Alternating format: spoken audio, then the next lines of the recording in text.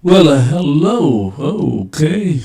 Hello, everybody. Yes, this is Louis George Walker, and I'm coming to you today with the BFTAA and more show. So glad to join you on this Monday afternoon or early evening. If you're getting off work, hope drive carefully. Hope you're listening to us in your car. You know, with your Bluetooth connection, you can listen to KUAW radio while you drive. That's right. I was able to listen to it as I was driving out to California a few years ago, and even now, we're on a lot of different platforms. You're listening to KUAW Radio, Kansas City's global community radio station, and we're brought to you by the WEB Du Bois Learning Center and the Black Family Technology Awareness Association, who came together to form this radio station, Knowledge, Understanding, and Wisdom, KUAW for short. So, hey, sit back and relax and enjoy what we got for you tonight. And right now, you're on the BFTAA and more show. We're about spreading technology, STEM education, STEM career information, and a little bit of what's going on in the community also. That's what we're going to do. So you can pick us up live like you're doing right now. If you want to see me, go to your Facebook and go to KUAW-radio or YouTube, KUAW Space Radio. You can also pick us up on YouTube and Twitch. There's KUAW Radio, and on X, as soon as I link it over there, I got to send a connection over to that site, and I'll do that right now. Through the magic of these computers that we've got, we'll connect X up to us right now. What does it say? Continue as KUAW. Yes, I'm still going to be KUAW. That's right, my computer's acting like this is the first time I've been on it. It might be the first time today, but we've been with it a long time. Now let's see if we can get this connection to send it over. Let's see. That's not what we want. We'll get there. It's always a little bit of a challenge having the fun of getting all of these different links together and streaming and everything else. There we go. Now, there we are.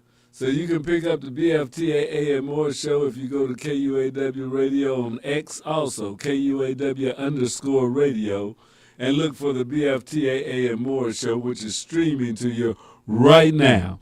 Yeah, so you can pick us up on Facebook, YouTube, X, Twitch, TuneIn. Now, that's the audio side if you want to get us on the TuneIn radio app. TuneIn, online radio box, MyTuner, Get Me Radio. You can pick us up on that. Also, if you have a smart speaker, you can pick us up on your Google or Amazon smart speaker. Just tell it to play KUAW Radio. You can also get us on your Roku or your Fire Stick or your Apple appliances. Just search KUAW Radio and we'll come in on all of those fronts. We're broadcasting live to the world. So people are picking us up in Kansas City and also in Cancun and over in France and Asia, everywhere around the globe. You can hear KUAW Radio. And you can listen to us 24 hours a day on the radio side. We're also on 100.5 FM. That's KOJH in the historic Jazz District. We're broadcasting there also.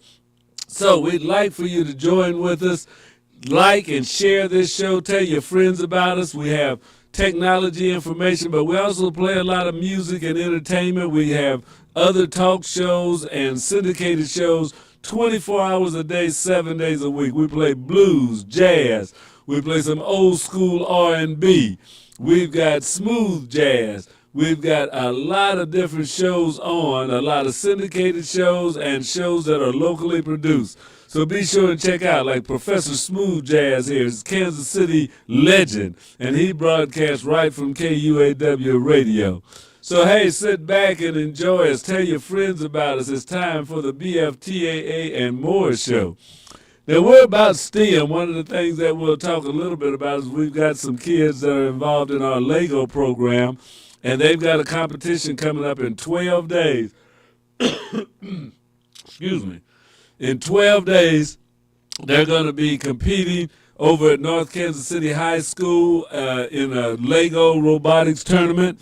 If you want to come out, we really appreciate it. We're going to be putting some information up online here and probably on this show next week with some of our students. So be sure and check us out. We're getting ready to take some young people over so they can show their skills and they can learn and be exposed to STEM.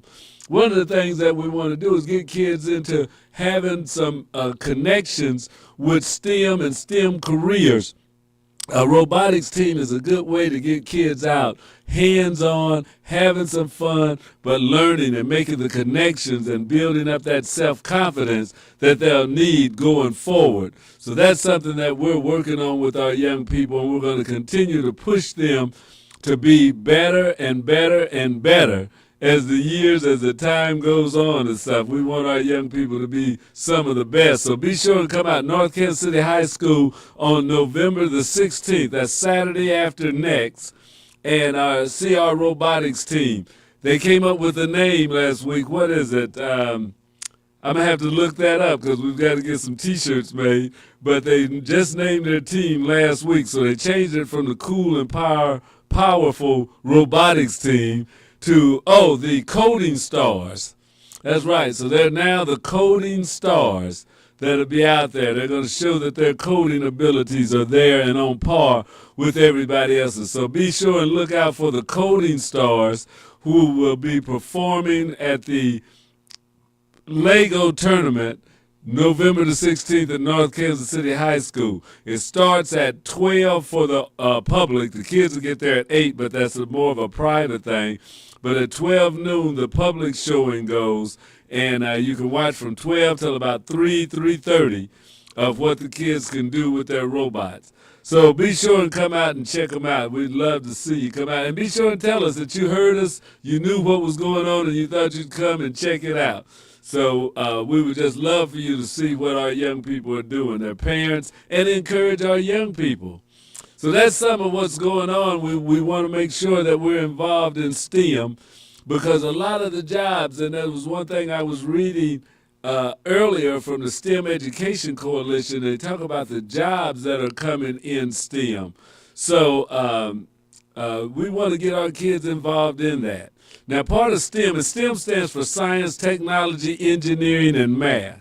There's also a sister program or a side-by-side program called STEAM, which is Science, Technology, Engineering, Arts, and Math. And there's C-STEM, but it all originates from the basic that started off STEM, Science, Technology, Engineering, and Math. That's what we want to be working on. That's what you want your kids to try to excel in. And everybody's not going to be a rocket scientist, but they don't need to in order to have a fulfilling career or even to create something brand new. It doesn't necessarily require that you have this advanced college degree, but you have to have a liking and wanting to do and be involved in the STEM programs or STEM careers. And STEM careers are touching everything now. It's not just somebody coding a computer or doing some of the things that you see sitting in front of a screen all day. Farmers are using STEM out on their tractors and out in the fields, and they got drones flying out there. There's heavy equipment operators. There's a lot of equipment, firemen, all of that. They have STEM equipment now that is working in all of these fields, and they need people that know how to work with them, how to create, how to build upon what's already out there. So we need to have our young people looking at that. Now, one of the things we do to help bring our young people into the STEM ages to let all of you see what's going on at NASA. NASA is the National Aeronautics and Space Administration, and they always have great things that they are doing, and we like to bring that to you so you can see what's happening. And we've got a show called Space to Ground that I'm going to bring up right now so you can see some of the things that are going on at the National Aeronautics and Space Administration, what they're doing up there in space on the International Space Station and down here on Earth with the research and development. So let's go right now to Space to Ground.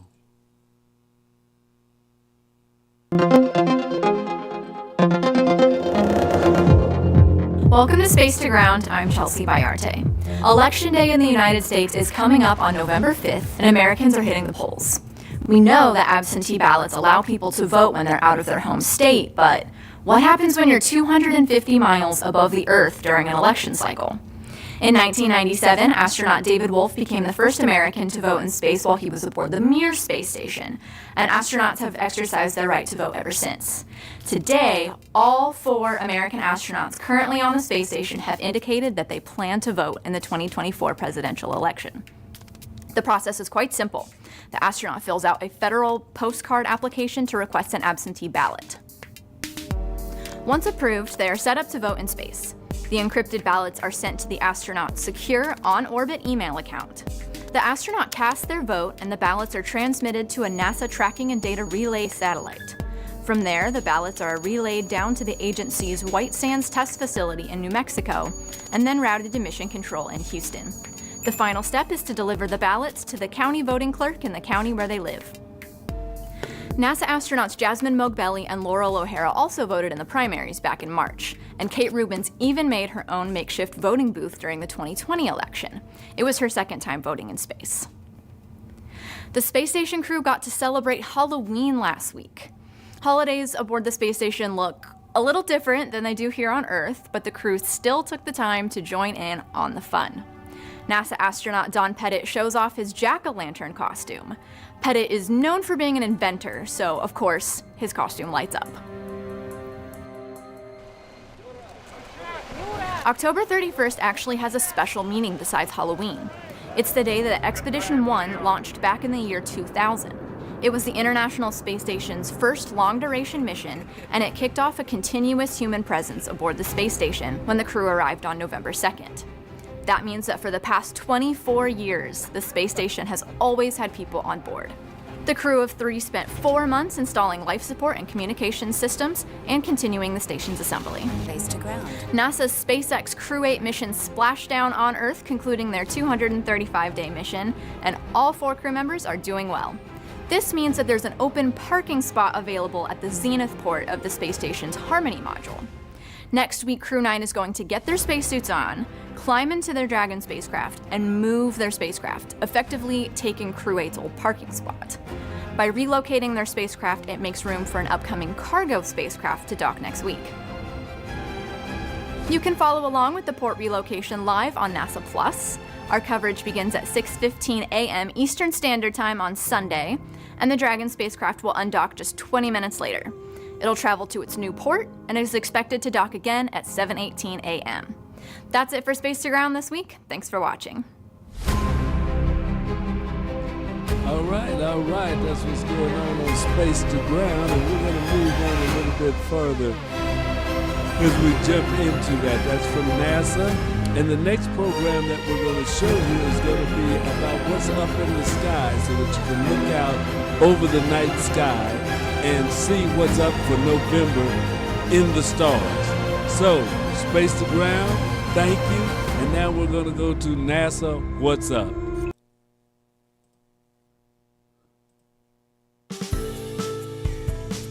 What's up for November? When to look for Saturn, Jupiter, and Mars this month? A NASA spacecraft swings by Venus on its way to the Sun. The tricky business of seeing the Moon hide a bright star. And stick around till the end for photos of highlights from last month's skies. Saturn is visible toward the south for most of the night. For observers in the Americas, it has a close meetup with the Moon on the 10th, when the pair will appear less than a degree apart just after dark, making for a great sight through binoculars. Check the sky again around midnight and you'll see the moon has visibly shifted a couple of degrees west of Saturn, showing evidence of the moon's orbital motion in just a few hours. Jupiter is rising in the east early in the night together with the bright stars of the constellations Taurus and Orion and working its way across the sky by dawn. By the end of November, it's rising just as the sky is getting dark. Mars follows behind Jupiter, rising about 3 hours after the giant planet. As in October, early risers will find the red planet high overhead in the morning sky before dawn. In the evening sky, Venus is low in the southwest following sunset throughout the month of November. It's blazing bright and unmistakable if you find a relatively unobstructed view. It appears much higher in the sky for those in the southern hemisphere who will also be able to easily observe Mercury after sunset this month. And on the 4th, a slim crescent moon will appear just below Venus for a beautiful pairing as the glow of sunset fades. Now, staying with Venus, one of NASA's intrepid solar system explorers is headed for a close encounter with this Earth-sized hothouse of a planet on November 6th. Parker's solar probe studies our planet's nearest star, the Sun. Its mission is to trace the flow of energy that heats the Sun's outer atmosphere and accelerates the million-mile-per-hour stream of particles it emits. It makes its measurements from super close to the Sun, within the region where all the action happens. To do this, the spacecraft was designed to fly within just 4 million miles of the Sun's surface, which is 10 times closer than the orbit of the closest planet, Mercury. No other spacecraft has ever gotten this close to the Sun before. In the 6 years since its launch, the spacecraft has made a bunch of approaches to the Sun, using flybys of the planet Venus to shape its orbit. The November 6th flyby is the final such maneuver intended to send the spacecraft toward its 3 closest ever solar approaches, starting on December 24th. During this last Venus flyby, the mission will capture images of the planet. Previous views returned by Parker showed that the spacecraft could actually see features on the Venusian surface through its dense cloud cover. So look out for Venus in the evening sky as the brilliant planet helps a craft from Earth to touch the face of the Sun. In the couple of hours before sunrise on November 27th, skywatchers in the eastern half of the US and Canada will have the chance to witness an occultation, an event where the moon passes in front of and temporarily hides a bright star, in this case, Spica.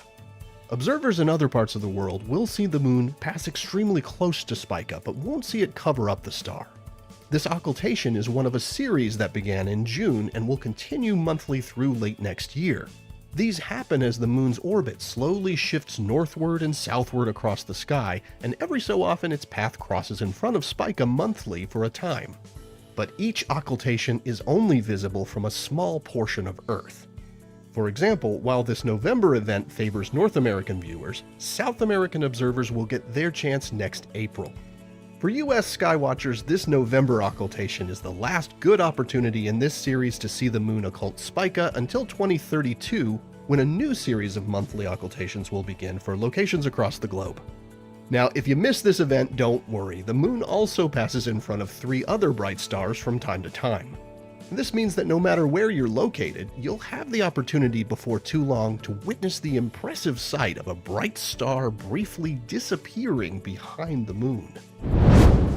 Here are views of what some of the highlights we told you about in last month's video actually looked like.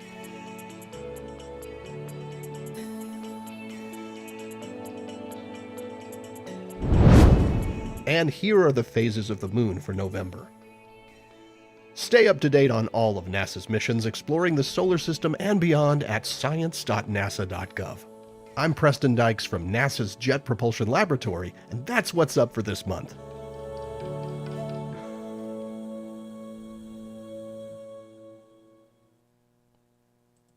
All right. So that's a little bit of what's going on in space, and that's something that gets people interested, and especially young people, to look toward the stars and what they can do, and having their imagination and their curiosity drive them to want to be up there to do something in space. So that's what we want our young people to be interested in doing. That can help them propel to be better in school in different subjects and to really stimulate their minds so that they'll be eager learners, because we know that the world is lifelong learning. You don't just go to school and you're out and you're done. We've got to be working on this thing all the time. There's something new always coming up and something else we can learn. Also, I'd like to let you know, I don't have any photos of them, but the progress. We started the Black Family Technology Awareness Association along with the Digital Inclusion group of Coalition of Kansas City and Digital Drive, have started some classes.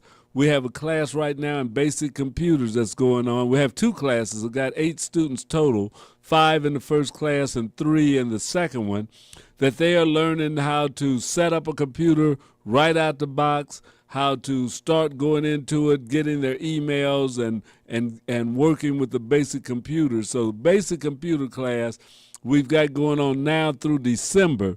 We're hoping to do another one in the spring. We're not going to do one over the winter because this is for people that are 55 and older, and we definitely don't want to be getting out in that snow and cold trying to come to a computer class, because a computer class is supposed to make it easier for you to stay at home some. But we're going to try and do that again in the spring and have more classes like that going on through the week in the daytime for those that are 55 and older, so you can learn basic computers, because there are still a lot of people that are kind of scared, haven't really went into the computer world much, and you need to. It's becoming more and more imperative that you learn a little bit of how to navigate the internet, how to do things in this digital world, whether you have a desktop, a laptop, or a phone. But understanding a little bit about it is something that we need, and that can improve your reading, your comprehension, a lot of things that you do day to day. That's what you want to do, is to try and keep learning, keep stimulating the mind. And the computer, especially for those of us that are retired and thinking, well, we're just going to sit back and take it easy. Well, you don't want your brain to start deteriorating. If you don't use it, it's just like a muscle. If you don't use it, you can lose it. So you need to be constantly learning. In our basic computer class, these people are coming in here and they are learning. Now, one thing I got to say is we've got to get more men, because I know all the guys out there are not computer literate. I just know you're not. There's some that are, but there's a lot that are not. And we're offering this computer class to everybody. Right now I have 7 women and 1 man that's taking the class. So we need to make sure that all my brothers out there are becoming more computer literate. I know you don't like to look like, oh man, I can't handle it, or I'm going to look dumb and stuff like that. It ain't about that. We're doing a class that is for everybody, and so that they can learn about it. It's a no judgment zone. So it's not like somebody's going to jump on you and say, well, you should know that, or you don't know this and stuff. You can get kind of self-conscious about what you don't know, but don't let that stop you. Don't let that hold you back from learning, from becoming better with computers. It is something that requires some reading and study, but it's not something that is above the average guy's ability to learn and to be proficient in. You just have to try it and keep going with it. One thing that we've learned is that the more we try, the more we do things, the better we get. So that's the same way it is with this computer. It's just like practicing your layup or anything else. The more you practice it, the better you're going to get at it. So I want all the men out there, 55 and older, to start thinking about this spring class we're going to have in basic computers, so that you can learn the basics of a computer, learn what it can do. Don't get frustrated with it, but just start digging into it. Find your partner to work with and stuff, and learn and grow even more. You'll be able to talk with your grandkids, help them out, find out new things that you can do. The digital world is not a bad place. I mean, we can live off the grid if you want to. I'm not necessarily one that wants to live off the grid full time. I don't mind going camping, but I don't want that to be my whole life. I like to get out, as some of you know, I'm a kayaker. I like to get out in my kayak and fish and all of that. But at the same time, I like to have my technology up to par also. So, be sure and think about that. There's two things that we're doing right now for the community, and that is our Lego robotics class for our young people, but we're also doing a basic computer class. So stay in touch with KUAW Radio and the Black Family Technology Awareness Association to find out what we do. Go to our webpage, BFTAA, which we have a new webpage that should be coming up shortly. I think they've got us ready, so hopefully we'll be bringing a new webpage to you very soon. Soon and very soon, we want to have our new webpage up, running, and ready to go. So keep watching, check us out. We'll be making an announcement when it comes, but we're really ready for it. It's been a year almost of working with this, so we can't wait to get our new webpage up and out there in the public's eye. So check that out. Now, we got a couple of things that are going on. One that's going on big time starting tomorrow, which I mean not starting tomorrow, but it's going to be the climax tomorrow, the finish tomorrow, and that is voting for the President of the United States of America. Yes. We've got a brand new, well, I don't know, we may get an old president. We may get a brand new president. We may get a president that we've had before. It's going to be up to the voters. But I think we have a good opportunity of having the first female president in the United States history. That would be an historic moment. But whoever it is that you like and that you may vote for, a past president or the first female president, get out and vote.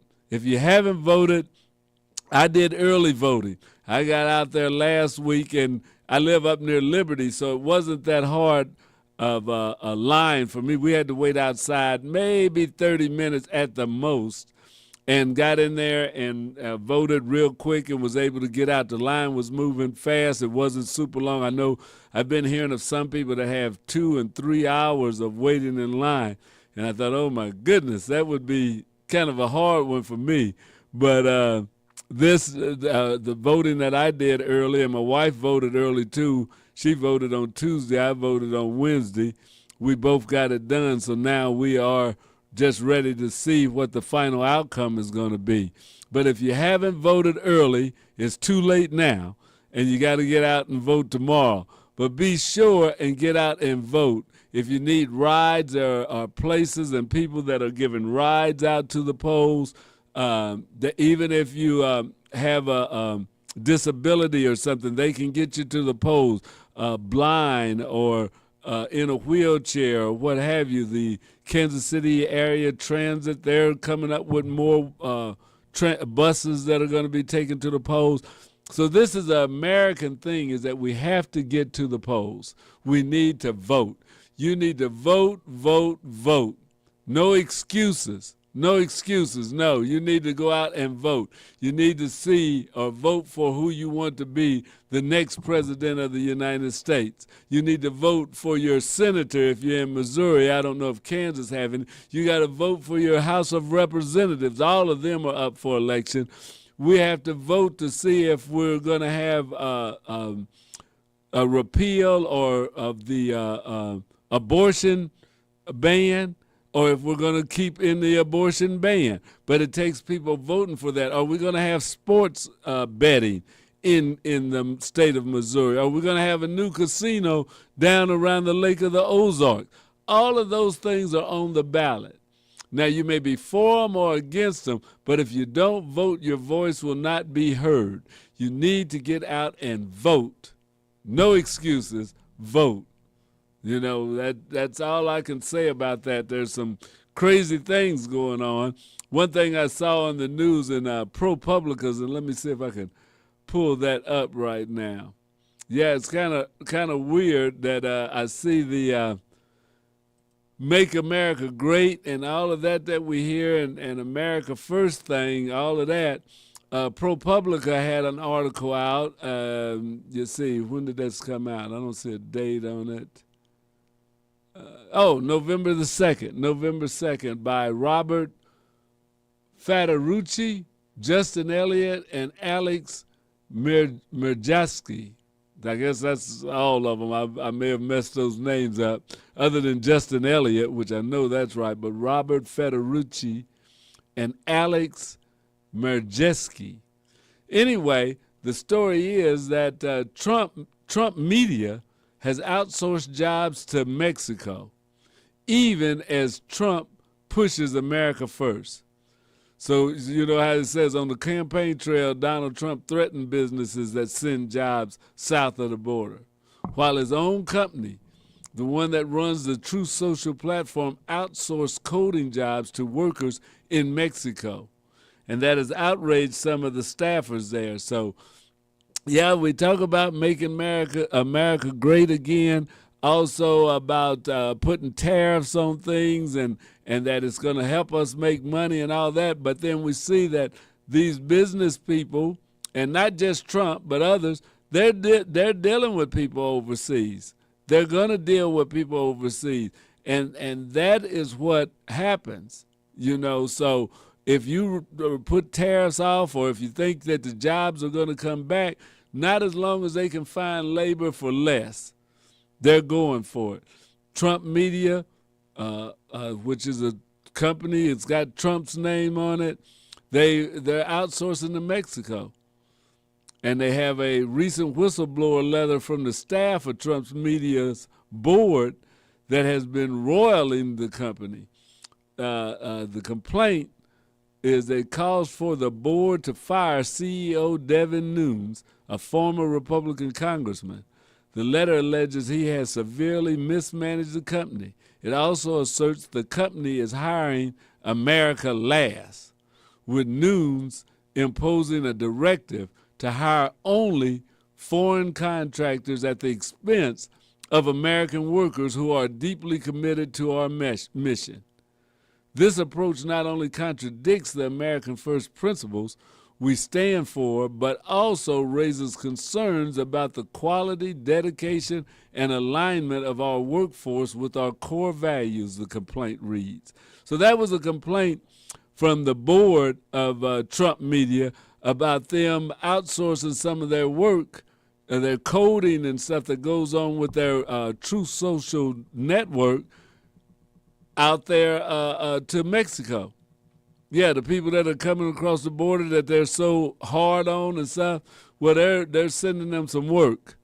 They're sending them some jobs over there, so they won't have to take jobs from Americans here. They'll be able to have the job over there. Yeah, it says on its homepage, Truth Social bills itself as proudly made in the United States of America, U.S. But even though they're proudly made in the United States, they got workers that are living and from Mexico. So that's the thing that happens. We say one thing, we do another. Politicians have always been politicians.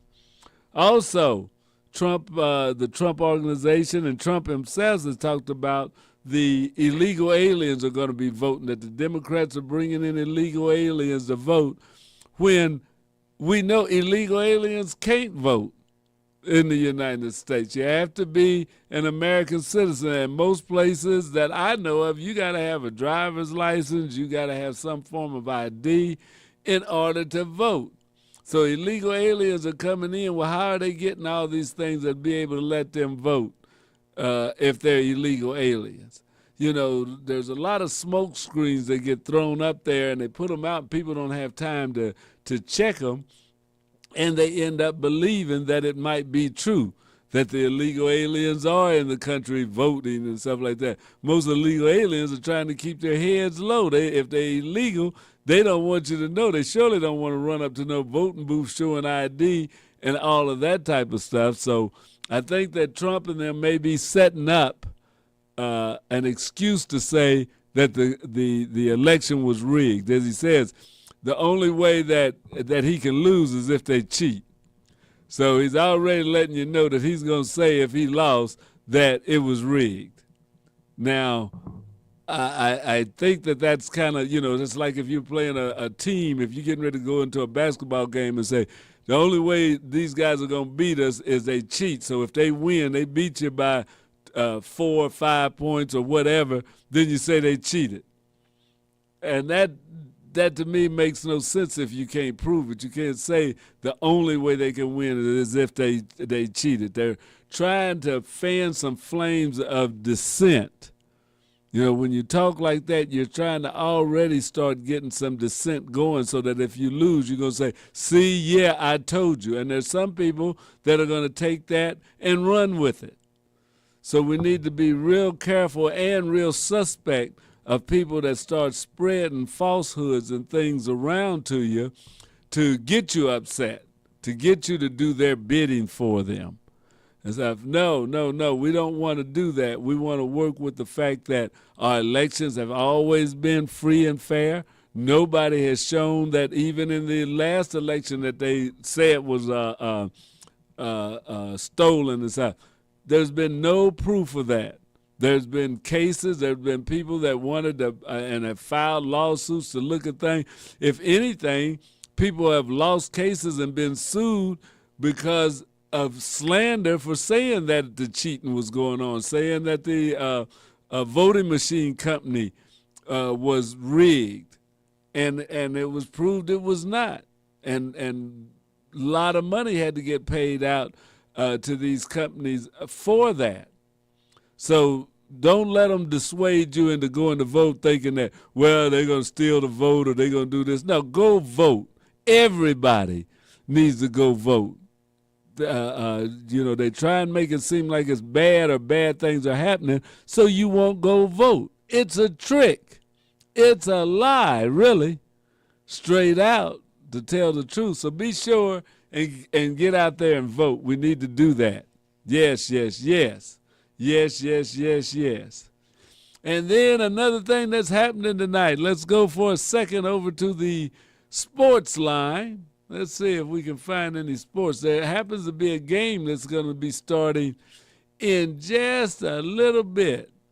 And that is the Kansas City Chiefs are taking on the Tampa Bay Buccaneers, team that we lost to in our only Super Bowl loss was to the Tampa Bay Buccaneers when Tom Brady was down there for a year. So that was a year, and they really beat the Chiefs then. I mean, the Chiefs looked terrible in that game, but I think they learned something from that, and they've been able to come back and do much, much better. So sometimes it takes maybe a little loss, maybe a little bit of getting your lunch brought to you, that you find out that, okay, we can do better.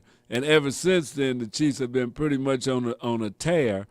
They didn't make the Super Bowl every time since then, but every time that they've made the Super Bowl since then, they've won. And now they're working towards the three-peat, something that could be, well, would be history-making if they do it. If they get to the Super Bowl 3 times in a row, I don't know if anybody's even done that, but nobody has won 3 times in a row. So it's going to be interesting to see that. Now, Juju Smith-Schuster will not be playing, and also lineman Ethan Driscoll, Najee Johnson. There's been a few that have had to sit out for this game, but I think the Chiefs will still be ready. We've got a lot. It didn't say anything about our running back that was hurt. We've got a lot of people that have been injured, and hopefully we can start getting more of them back online. I don't know when Isaiah Pacheco is supposed to be back. I don't know if he was out for the year. I know Hollywood Brown is out for the year, or at least that's what I think that I heard. But we'll see how the Chiefs go as we get into the second half of the season, as they are 8 games into it. You're really starting to get into that time where every game's going to really count. You really want to get it up there, and hopefully the Chiefs can keep winning and winning and winning. That's what we want to do. I like that one commercial where the guy says all we do is win, win, win. So it doesn't feel bad. We had a lot of times that we did a lot of losing. But here lately, we've been doing a lot more win, win, win. So let's go Chiefs tonight. I'll be getting ready for that in just a few minutes. I think it's 7 o'clock, so we got more than an hour before they kick off. But I'll have time to get home from the studio and sit back and be ready. But yeah, we want to root on our chiefs, and as I said before, we want to root on our young people to start learning more about STEM. I was looking in Forbes magazine, and they have an article talking about building the next generation. How do we empower youth through STEM? And this is from Forbes. Charles Moore at Forbes put this out. But that's something that we have to do, is how we see about getting more kids involved in this world of technology. It says the world of technology shapes every industry, and we must ensure that the next generation is equipped to lead. But how can we build future STEM leaders if students lack the resources, support, and guidance to pursue these fields? Communities and companies nationwide are facing a gap in developing a talent pipelines and fostering interest in STEM fields among students from K through 12. Too often, young people think that to pursue a STEM career, they must have to be the next Steve Jobs. And the reality is far from that, and more accessible and diverse. There are a lot of STEM careers out there, and you don't have to be that nerdy super brain guy in order to get it. So that's something that we need to encourage among our young people, because STEM jobs are growing. You know, according to the U.S. Bureau of Labor Statistics, STEM fields in the U.S. are projected to grow faster than non-STEM jobs. So it's not that the jobs are going away, but jobs are changing, with over 11 million positions that are expected by 2033. However, not all young people have access to STEM learning opportunities, nor do they have the visibility to the vast range of careers they can pursue with a strong STEM foundation. So we've got to expose our young people to more STEM activities. That's one thing that the Black Family Technology Awareness Association is doing. BFTAA gets our kids involved in STEM. We also do field trips. We work with the kids on Saturday. We go to schools. We set up and do demos at PTA functions. We've got to expose our kids to more STEM. A lot of your schools and PTAs are having STEM nights. You need to be taking your children to those so that they can get out and see different things that they can do, how they can advance or just get an interest in different STEM products or STEM career paths. You know, they may like robotics, they may like coding. They may find out that they have an aptitude for some of the design arts or building things that use different materials. All that is one thing to do, because there's no single path to get to STEM. It's in everything that we do. So we have to see that. You see, it says trade schools and 2-year certificate programs are great options for students seeking lucrative STEM careers, leading to roles like electricians or manufacturing technicians. You know, I had worked at the phone company. I worked at AT&T, which was early STEM, which was ancient STEM, but we were working in STEM, and I got on there without a college education. I did get a college degree after I had been working there, but yeah, you could have a good career, you could advance. They had training, they had tuition reimbursements. They did a lot of things, not tuition reimbursements. When I was there, they paid the tuition up front for you to go to school. You know, and it was to learn. So I took advantage of that and even moved up farther in my career path. So we need to get our young people involved in more STEM and STEM activities. Talk to your teachers, talk to your PTA members, go to PTA meetings and see what we can do at your school, in your area, in your community, in your church to help advance STEM. Yeah, we can do STEM everywhere because STEM is everywhere.